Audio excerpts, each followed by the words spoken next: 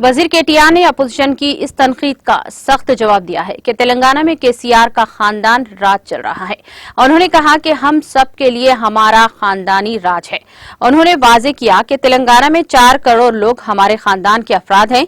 केसीआर इस खानदान के बुजुर्ग है। मुल्क की किसी भी रियासत में कोई वज़ीर आला हर खानदान के दादी और दादा को पेंशन देकर बड़े बेटे की तरह खड़ा नहीं होता, सिवाय एक के केसीआर के। क्या ये केसीआर नहीं जो 4 करोड़ बहन भाइयों की देखभाल कर रहे हैं?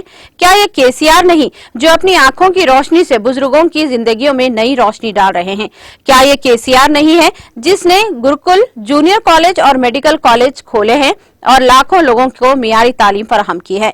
क्या ये केसीआर नहीं है जो एक ऐसी खातून को पेंशन दे रहे हैं जो एक गैर मुतवक्के साने की वजह से तनहा जिंदगी गुजार रही है?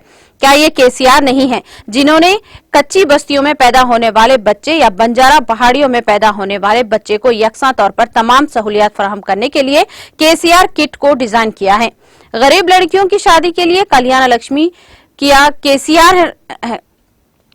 केसीआर है वो नहीं जो जिन्होंने शादी मुबारक के तहत 12 लाख लड़कियों की शादी की? क्या ये केसीआर नहीं है जिसने 65 लाख किसानों को 65,000 करोड़ दिए?